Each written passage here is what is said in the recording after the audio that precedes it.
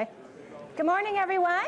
I'm your host, Amber Mack, and I would like to invite all of you to rise and please join me in welcoming the Right Honourable Justin Trudeau, Prime Minister of Canada, and His Excellency Olaf Scholz, Chancellor of the Federal Republic of Germany.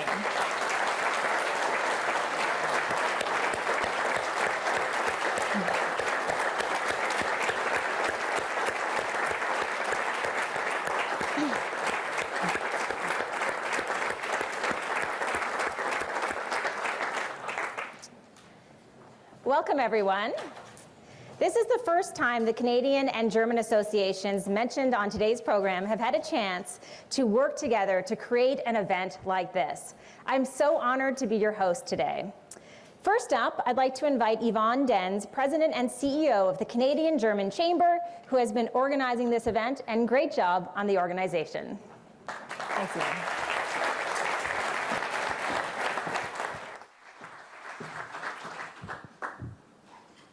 Welcome, Excellencies and distinguished guests. Good morning, bonjour, and guten Morgen. On behalf of the Canadian-German Chamber of Industry and Commerce, it's a great honor to open today's event. This conference, featuring His Excellency Olaf Scholz, Chancellor of the Federal Republic of Germany, and the Right Honourable Prime Minister of Canada, Justin Trudeau, is among the most significant events the Chamber has ever organized. German and Canadian economic relations are strong, but there's room to grow. There's enormous potential in areas of energy, critical minerals, in automation, AI, quantum computing, to just name a few. We are confident that the visit of the Chancellor and his delegation will open a new chapter of increased relations and cooperation. Especially in these uncertain times, we need to work with like-minded partners. Canada and Germany share fundamental values that form the bedrock of our relations. We both believe in democracy, in playing by the rules, and working together. Canada and Germany recognize that we will accomplish more together than alone, and only together we can respond to today's and tomorrow's global challenges. As an organization that acts as a bridge between industry and facilitates introduction between businesses, we are very excited for today's event and look forward to a bright future of intensified Canadian-German relations. And these new relations start with today's event.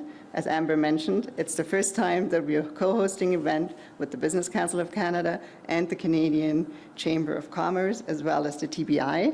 And it's my great pleasure to now welcome one of our Canadian partners, the Honourable Bernd Beatty, President and CEO of the Canadian Chamber of Commerce, for his welcome remarks.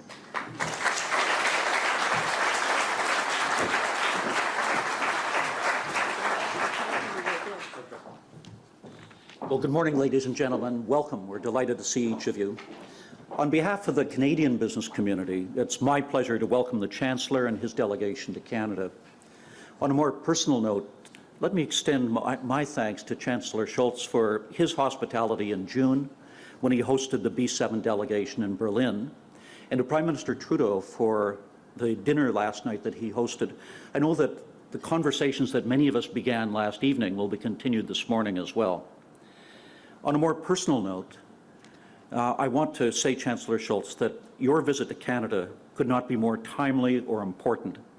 The last 6 months has underscored the fragility of supply chains that underpin global supplies of energy and food. This is a time when both the will and the capacity of the industrial democracies are being severely tested. In the interests of our countries and of free people everywhere, we can't afford to fail. Canada and Germany have long been friends, allies, and business partners, and there can only be one response: that we stand unshakably together in defense of our way of life, of the values that animate our two societies, and of the economic and social well-being of our citizens. No one should be allowed to build a wall between us. Our societies and our economies complement each other, and both countries are stronger when we work together. On our side of the Atlantic, we recognize that Germany and many nations face a severe set of challenges right now. Canada is uniquely fortunate among the industrialized democracies in our potential to underwrite global security through the natural resources at our disposal, including energy, critical minerals, and agriculture. Both the need, the opportunity, and the urgency for Canada to be part of the solution have never been greater, and Canada's business community is anxious to do its part. And similarly, Germany's industrial strength and its role as both the symbol and the champion of a free Europe are indispensable. Having such strong representation from both the German public and private sectors here today underscores your country's vital role. Let us use this important visit to strengthen the bilateral relationship, not only for the benefit of our two countries, but also for people everywhere to aspire to lives of freedom and prosperity. Welcome again.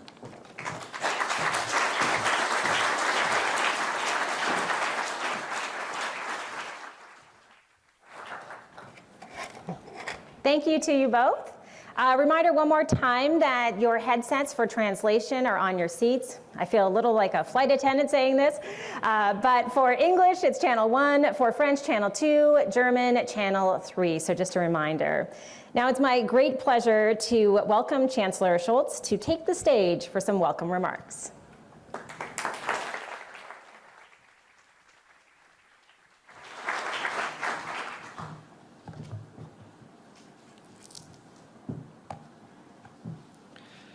Prime Minister, dear Justin, honorable ministers, Mrs. Dents, Mr. Beattie, excellencies, ladies and gentlemen. What a skyline. Looking out on this city, who would not think what a dynamic, energetic North American metropolis. And of course, that is exactly what Toronto is. But there is something else, something that we as Europeans, and maybe particularly we Germans, feel when we step off a plane here in Canada. I got the feeling at the restaurant in the center of Montreal where Justin and I had dinner yesterday.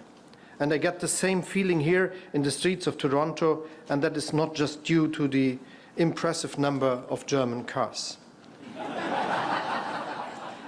As different as Canadian and German landscapes and cities may look from above, on the ground, we both feel at home at each other's home more than in most other parts of the world. Maybe kinship is the best term to describe our connection. The diversity of this multilingual, multicultural country speaks to us, Europeans. Our two countries share a culture of consensus that makes our societies resilient. You have your strong provinces and territories. We have our federal states. For Canadians and Germans alike, getting things done means building bridges, respecting differences, reaching across the aisle. We believe in free and fair trade, in competitive and social economies, in democracies that are not defined by a majority ruling over a minority, but by the virtue of treating each and every citizen with equal respect. And we stand up for a world based on rules where right makes might and not the other way around. In essence, I feel that Germany and Canada are united in being progressive countries. That realization, of course, is not entirely new to me, especially not when it comes to Justin Trudeau.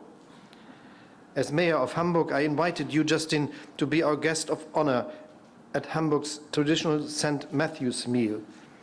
That was in 2016, right after finishing the negotiations on CETA, which sets a global gold standard for modern trade agreements. And I'm glad that ratification is underway in the German parliament. I also experienced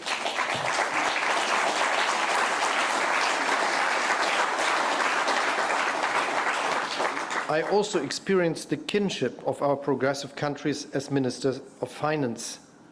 Canada was our closest ally in reaching an agreement on the global minimum tax in G7 and G20. I announced the breakthrough shoulder to shoulder with Chrystia Freeland at the Canadian Embassy in Washington. Under the German presidency, the G7 agreed to work towards the establishment of a climate club by the end of this year. The objective is to accelerate the decarbonization of our industries, but without contributing to carbon leakage or triggering international trade conflicts. Thank you, Justin, for your support on this matter. I'm grateful that you were an early advocate for the idea. There is a stereotype in international politics that Germans and Canadians can finish each other's sentences. Well, we can. And given the urgency on the current situation, we also must. What we are experiencing right now is a perfect storm. A multitude of overlapping and mutually reinforcing global crises and fundamental geopolitical shifts. You all know what I'm talking about. Russia's war of aggression against Ukraine, the ensuing energy crisis, global food shortages, inflation. All of this comes at a time when the world is still grappling with the COVID pandemic, when we see autocracies rising and the climate crisis taking its toll on people all around the world, including in our own countries. Yet this is not the time for somber analysis. Deputy Chancellor Robert Habeck and I, together with our delegation, have come to Canada to join hands with you, and that's precisely what we are doing. As members of G7, we are imposing unprecedented sanctions against the Russian aggressors. We are united in supporting Ukraine, also because defending Ukraine means defending the rules-based international order that our two countries rely on.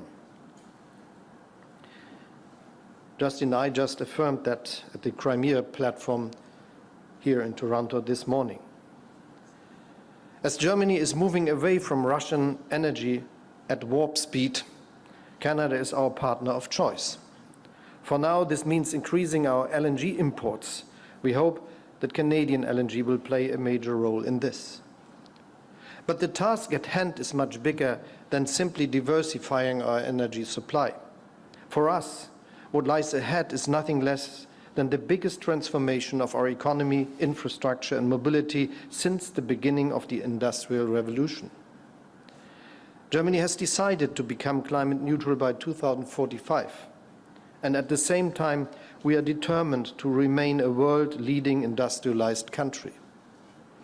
So we have set ourselves clear and firm goals. Producing 80% of our electricity from renewables by 2030 is one of these. Over the last months, we have been cutting red tape to speed up administrative processes. Billions of euros are being invested in reliable grids, new infrastructure and climate-friendly technologies. The external shocks we are witnessing only strengthen our resolve to seek new partners and to deepen old friendships like ours between Canada and Germany. You can take my word for it, or you can simply take a look around this room. The who is who of the German economy has joined Robert and me to this trip. They are just as keen to forge new partnerships with Canadian companies as we are to provide the necessary political backing. And here comes the good news. The outlook for this new can-do partnership between our countries couldn't be more ideal. In the global puzzle that is our multipolar world, Canada and Germany are the two perfectly matching pieces. Before the trip, someone told me, Canada has everything Russia has also got, but the much better investment climate and is a democracy. You were the guy.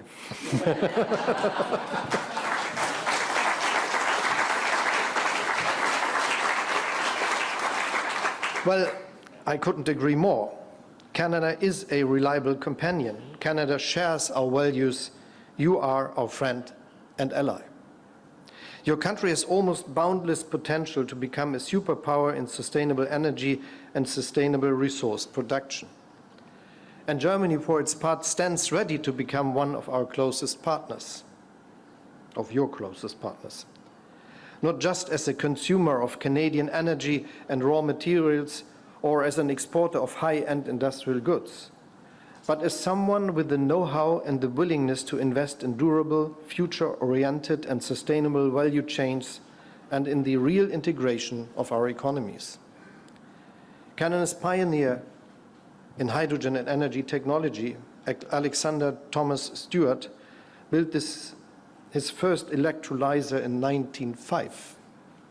Around the same time, a German, Fritz Haber, invented the synthetic production of ammonia. Today, our two countries can once again write technological and specific scientific history, not least when it comes to the future uses of hydrogen or power to ammonia. So I'm looking forward to experiencing the strong winds of Stephen Wheel this afternoon with their huge potential for green hydrogen production. The Canadian-German synthesis is taking place not only with respect to electrical power, but brain power too. Yesterday we met with Joshua Bengio in Montreal, one of the grandmasters of artificial intelligence and deep learning. He and his team are working with German neuroscientists at Jülich Research Center to create the first map of the human brain. Their joint work could help us understand how the human brain works and in doing so revolutionize medical science. Examples like these abound, as do new business opportunities between our countries. I'm delighted to hear that Canada accepts the invitation to be the partner country of the world's biggest industrial trade fair, the Hannover Messe, in 2025.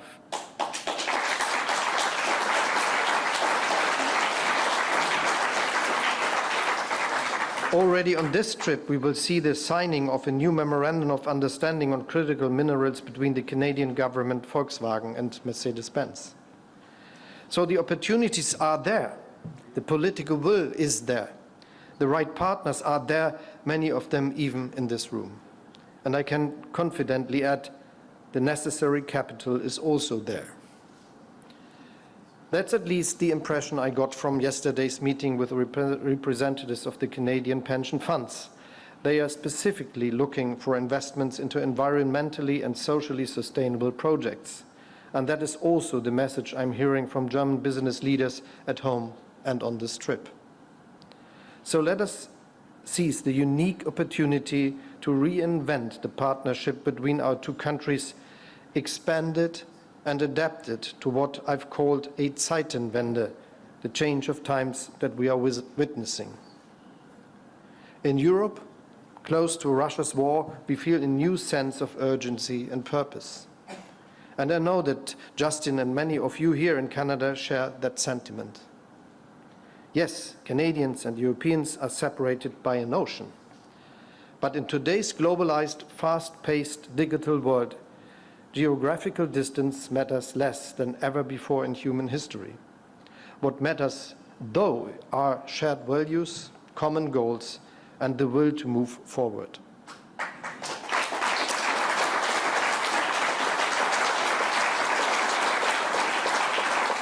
And we have all of that and more. Since June of this year, Europe and Canada basically even share a joint land border. On Hans Island, somewhere between Canada's northeast coast and Greenland.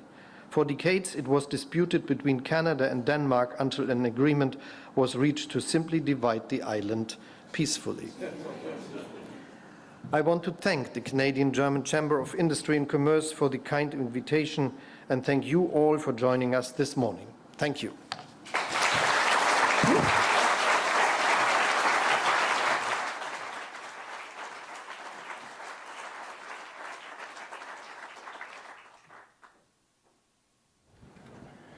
Thank you, Chancellor. I'd now like to invite up Prime Minister Justin Trudeau for some welcome remarks.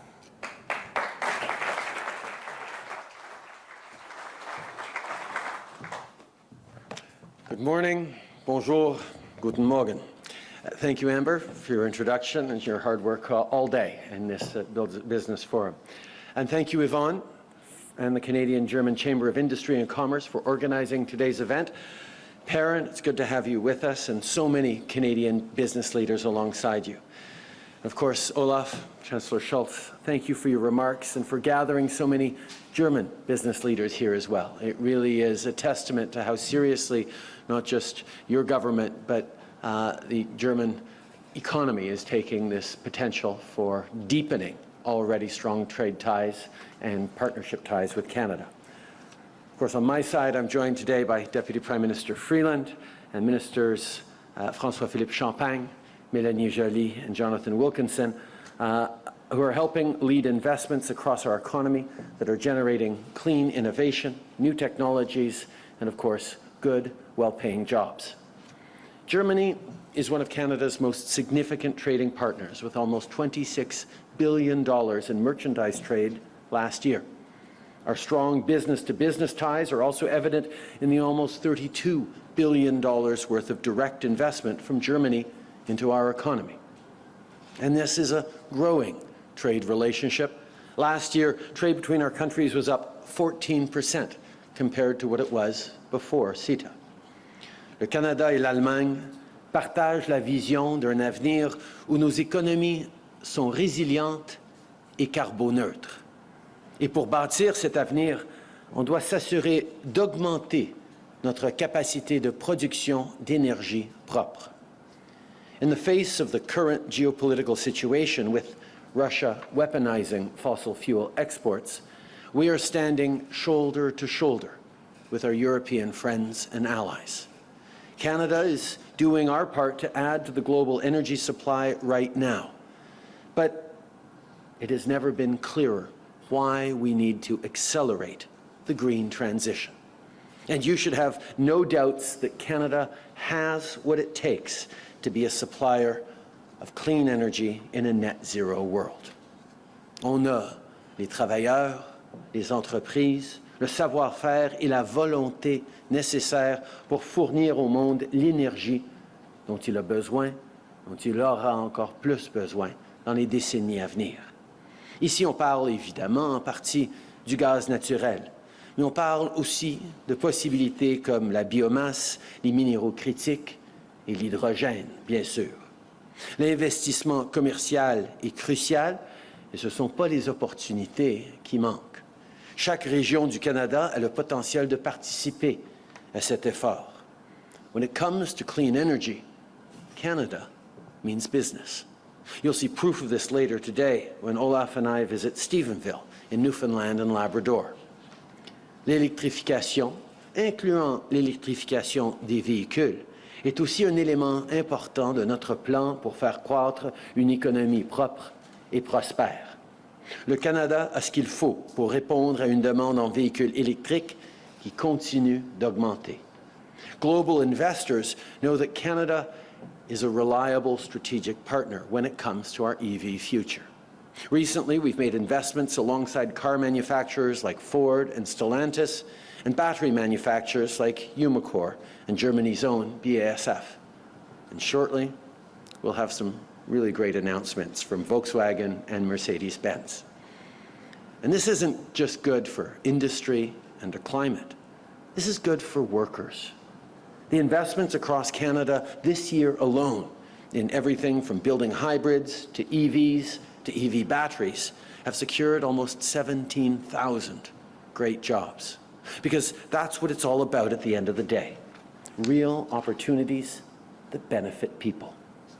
C'est important, comme chef de gouvernement et d'entreprise, de ne jamais oublier qu'on est redevable non seulement aux actionnaires et aux intervenants, mais aussi aux gens, aux travailleurs, aux communautés.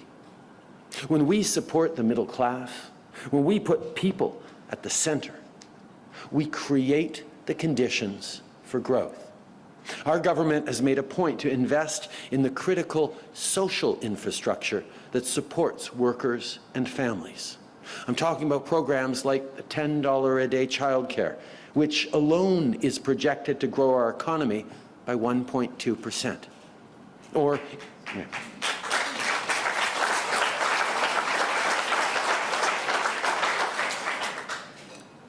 increases we've made to the federal minimum wage and income benefits for low-income workers.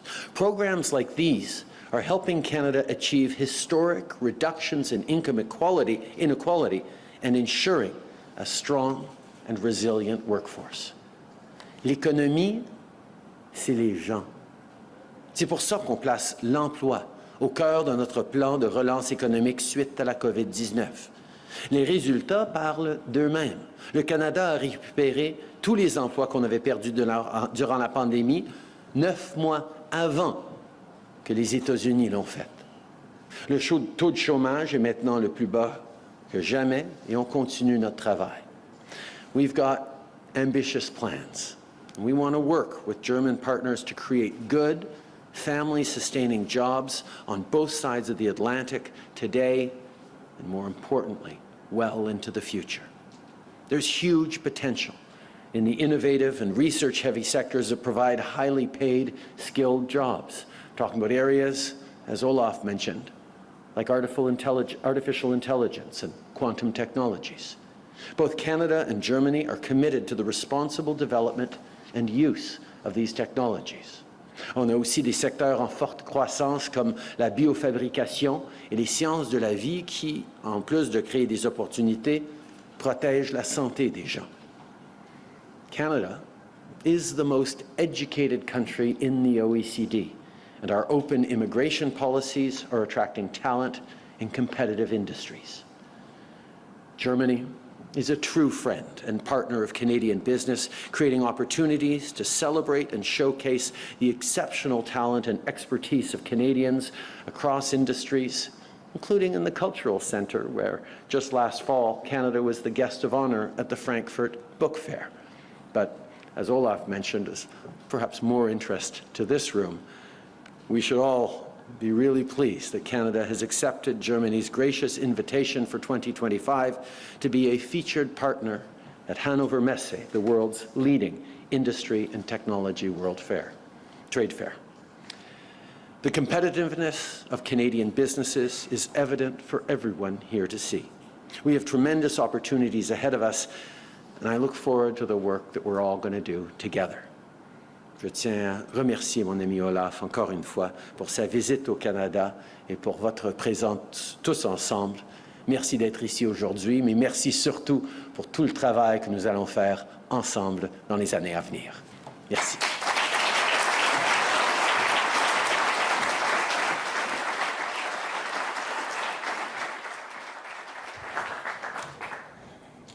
Thank you. I'd like to invite you both back up to the stage for a fireside conversation, and we will be taking questions from the audience as well. Prime Minister, if you want to go to stage left, and Chancellor in the middle. Thank you.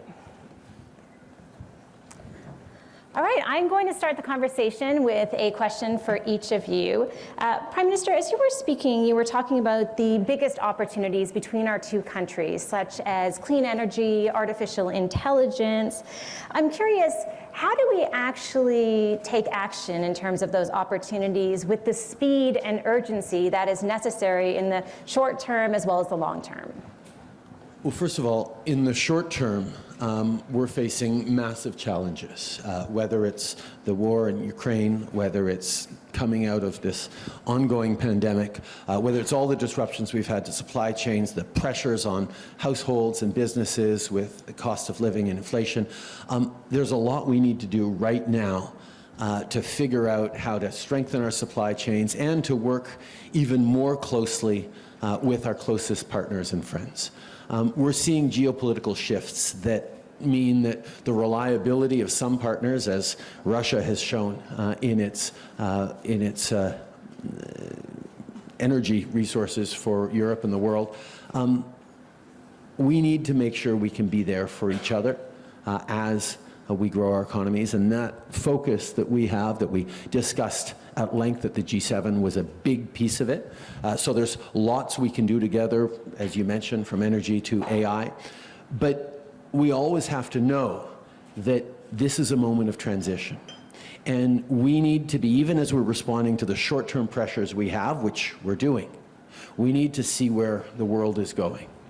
And the pressures on decarbonization, the pressure to make sure that democracies are successful means that we have to get working right now on what the future is going to look like. So the aggressive approach that Canada has taken on decarbonization by putting a price on pollution, by putting our concern for workers and inclusive economic growth at the center of what we're doing is all about strengthening the democratic fabric of our country and moving forward to where the low-carbon future is going to be, and doing that not on our own, but as close friends and partners working together with Germany and other countries is the best way, not just to prepare for the future, but to reassure Canadians and people around the world that the future is on track and there is room for each and every single citizen in that future to feel part of it, that it's not going to pass them by. These are the challenges we're facing, and this is where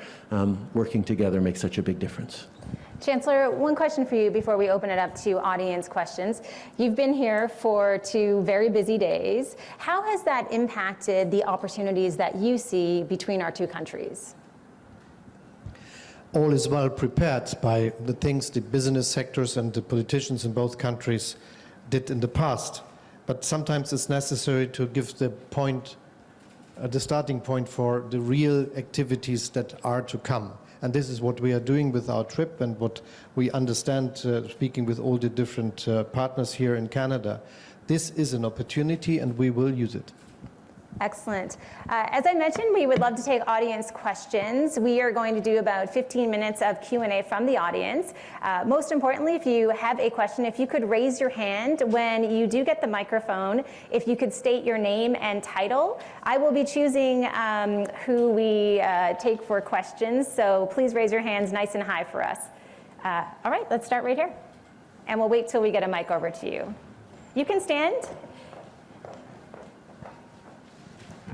Amar Barakat with New Vision Systems. The question is 2 questions actually. First one is our infrastructure is ready for the new renewable energy and the energy sector. And secondly, we as our company, we have developed something for the nuclear energy with 2 German companies, and we are stuck with the funds in order to implement that. So is the government ready to invest to help us and help other companies like us or no?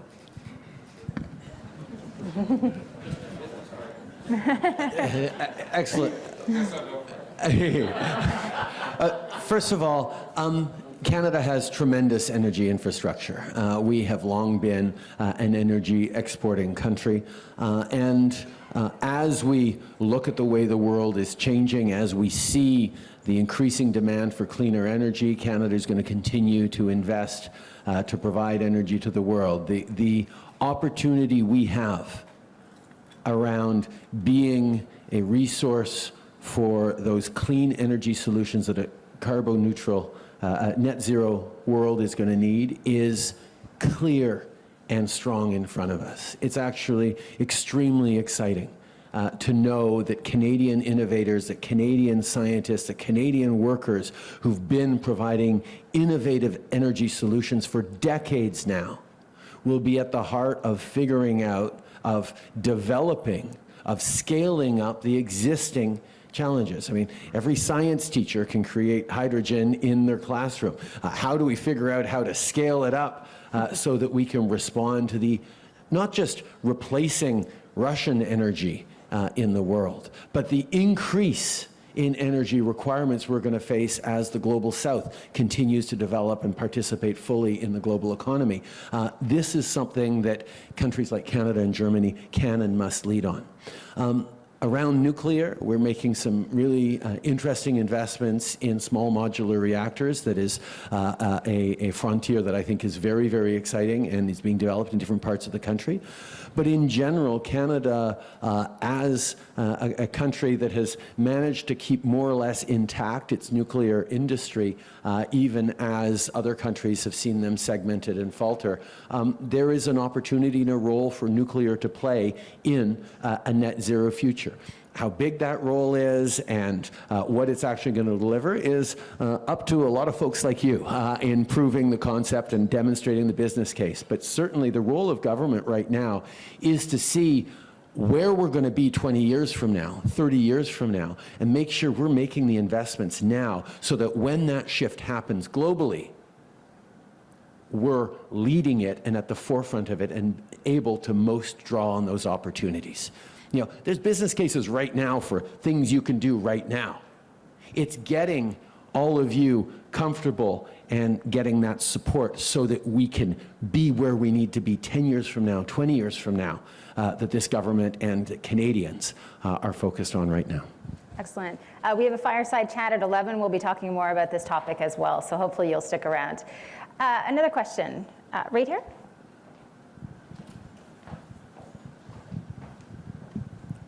Yeah, good morning, Mr. Trudeau. My name is Werner Baumann. I'm representing Bayer, not only known for aspirin, but also one of the companies that is the biggest ag inputs company in the world. And beyond sustainable energy generation and beyond all of the other natural resources that you have, you also have one of the biggest land masses in the world. So one of the questions I have is whether you have strategic intents to use that land mass for sustainable agriculture, looking at the fact that agriculture and the food chain represents roughly 25% of all greenhouse gas emissions, and what are your ideas relative to funding and co-investing and actually making that opportunity a reality over the next years? Thank you. The 2 difficult years of COVID that we just went through as a country, as a world, really highlighted the importance of supply chains, particularly when it comes to agriculture. And the investments that Canada has been making over the past number of years, whether it's with the protein supercluster, whether it's in innovative solutions for using greater technology to more precise farming, to greater yields, to reduce the carbon intensity of farming, are things that we are very, very much working on. Canada is extremely fortunate to have a significant land mass. Not all of it is conducive to agriculture. I'm looking forward to bring Olaf to the north on his next visit. But we do have an incredibly strong agricultural and agri-food industry that is world-class in its exports and relies on extraordinary leadership by innovative Canadian farmers and agricultural workers that we have always supported and that we will continue to support. Even as the world is changing rapidly, the need for greater food security and better quality of food security is something that Canada is extremely well positioned to contribute to, which is why we continue to invest so massively in agriculture in Canada and look forward to continued partnerships with many, many partners around the world. Let's take a question for the Chancellor. Does someone have a question for the Chancellor? You have one? Okay. So my name is Dirk Steenkamp, representing TÜV Nord. I'm part of the delegation from Germany. I actually have more question to both of you. Mr. Trudeau, as you pointed out, it's not important to only think about today, but also about tomorrow. And you pointed out that some of the upcoming technologies which will be of business importance for the future is actually artificial intelligence. We saw the great example yesterday, self-learning systems, quantum physics. I'm a physicist myself.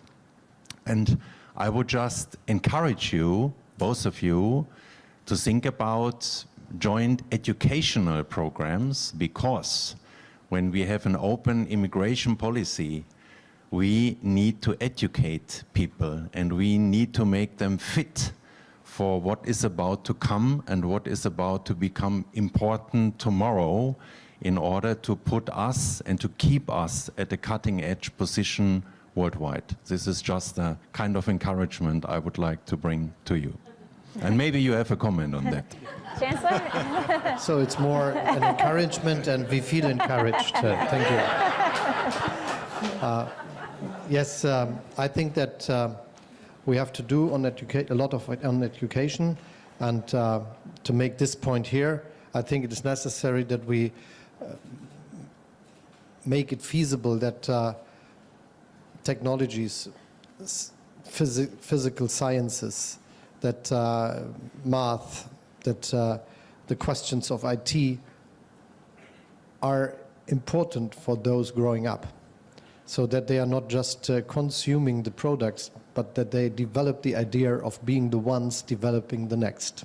And I think this is a common task we all together have in quite successful countries where the standard of living is very high, and so possibly too many people think this is a job for the others. It is not.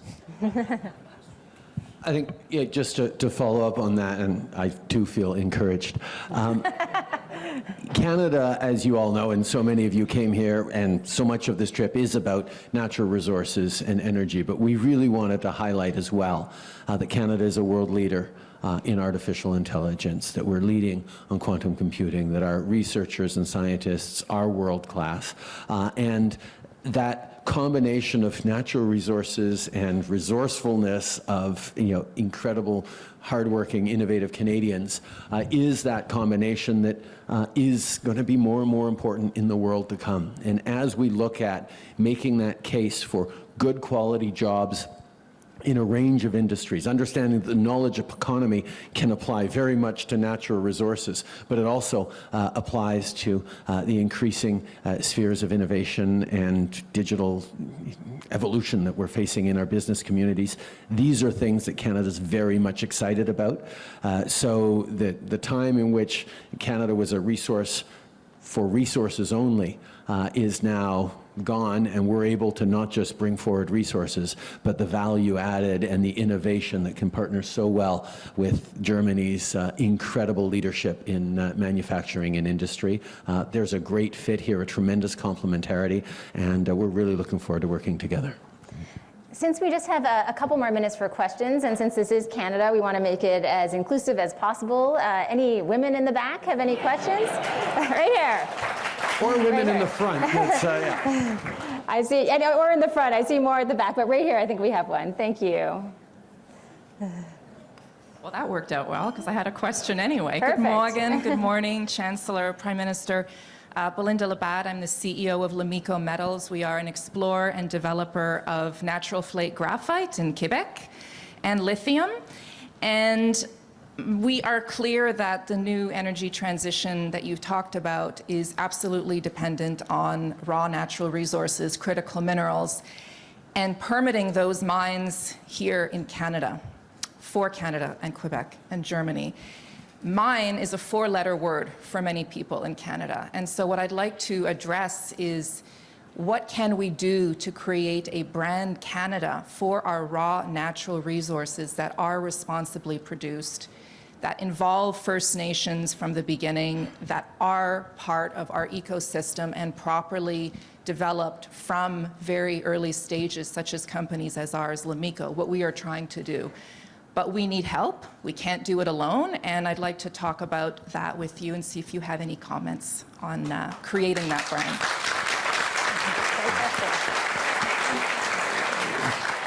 Thank you for that question, and thank you for all the work you're doing at Lamico. It is so important that we make sure that Canadians and indeed people around the world understand that this clean energy transition, this transformation, this fourth industrial revolution, however you want to call it, as we transform towards much more digital and roboticized and automated and AI'd future that is going to be cleaner and greener, there is a more pressing need for critical minerals and rare earth elements than ever before. And if we want to be and demonstrate a world that is cleaner and greener, filled with forward-thinking, progressive democracies that rely on and support families and individuals and freedoms and all those things, we can't continue to accept that our minerals and our inputs into our high-quality way of life need to come from authoritarian countries that don't respect either human rights or environmental standards or labor standards. I mean, we can't have and we can't be the kind of thoughtful, progressive, responsible world if we don't ensure that we are consistent, that we're not stepping on others directly or indirectly to maintain that quality of life. And that's the level of accountability that's not just being asked for amongst different governments of each other. It's increasingly what citizens and consumers are asking for. And when you talk about the greenest and cleanest aluminum in the world, well, that comes from Canada. But it was many years to build and set up, and we're continuing to innovate on that. We're talking about creating the cleanest steel. And our mining sector is already one of the most innovative and cleanest, and you talk about environmental impact, you talk about electrification of our mines, which in Canada, because our electricity grid is almost entirely net zero already, or renewable already, we're steps ahead of everyone else. But also in the deliberate partnerships and inclusion of Indigenous peoples and other communities that are often left out of progress and growth, even in rural areas. These are things that we have to bundle all together. We have to tell the story of the successes of Canadian mining companies in Canada and indeed around the world. We have to make sure we're telling the story of the high standards we're continuing to demand from ourselves and others. And we have to make people understand that we can continue, and we need to continue to be a country with the natural resources the world needs, while at the same time demonstrating that that doesn't have to be incompatible with progressive values, solid labor laws, care for neighborhoods and communities, and building a better future for the entire climate and the planet. That happens when we start demanding higher standards of ourselves and our friends, and when we tell that story adequately to people. And I'm extremely excited about all the expertise Canada can bring to bear in this clean energy transition, and the ability that Canadian mining companies have to be at the center of this in ways that will benefit Europe and the world. Chancellor? You raised a very important question, and the answer is we will be successful if we link mining to the future. If it's understood that something that is from the past, it will never work. But if we understand that all the things that we are expecting with digitization, we expect with the use of batteries for electric cars, we understand are necessary for the new industries to come, it is much more easy to convince people that it is necessary also to have the mining. And if we just look to it as a single business case, not related to all the rest of the story, this will not work. But if we make clear that there is a future, that we all are part of it, and this, especially those in the mining areas, could be part of the good success story for the future, this could be convincing and we will be successful. My view is looking to Canada, because it's so obvious that this is the right place with the natural resources, but also by being a country with the rule of law, with being a democracy, and having very ambitious aims for the future, looking at the climate-friendly development. But it is also true that we understand that this has consequences on investing in mines also in other places in the south of America, in Africa, in Europe, or in other places of Asia as China. Because if we see this, we have to make clear that it is not a good deal to think we want to have lithium, but we ask just governments that are not that much looking to their people's will to do it. This is not a very successful idea.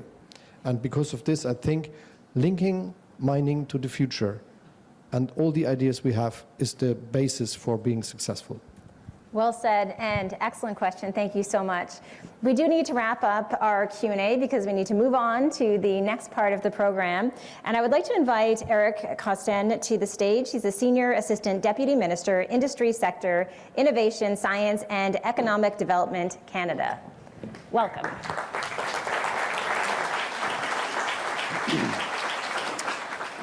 Good morning. I'd like to invite to the stage Dr. Herbert Diess, who is the chairman of the board of management of the Volkswagen Auto Group and its chief executive officer, and the Honorable François-Philippe Champagne, Minister of Innovation, Science and Industry, as well as Prime Minister Trudeau and Chancellor Scholz back to the stage for the signing of the Memorandum of Understanding.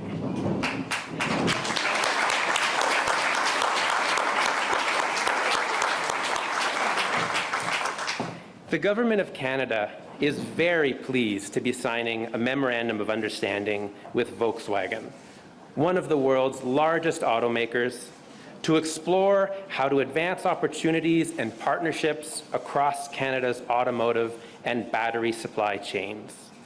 Cela comprend la mise en place d'un bureau canadien pour PowerCo, la compagnie mondiale de batteries nouvellement créée par Volkswagen.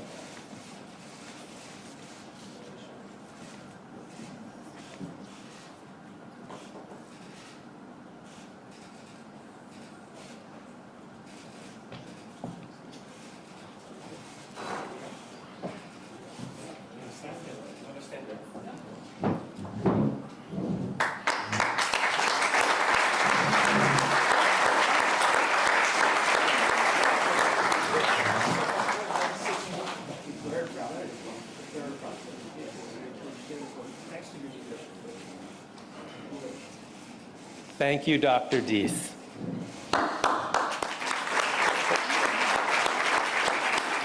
We will now move on to the signing of the Memorandum of Understanding between Canada and Mercedes-Benz Auto Group.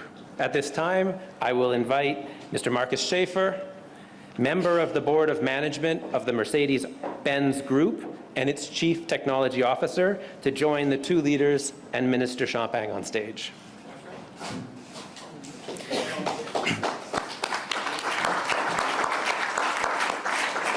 The Government of Canada is very pleased to also sign a Memorandum of Understanding with the Mercedes-Benz Auto Group, one of the world's premier luxury and commercial automakers. They are pursuing ambitious sustainability goals, transitioning to all electric by the end of the decade, and a CO2 neutral supply chain by 2039.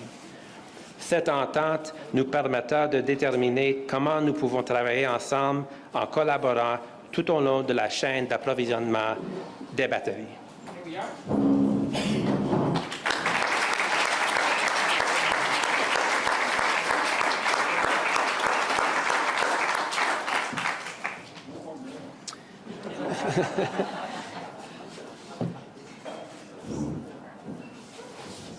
This concludes the signing ceremony.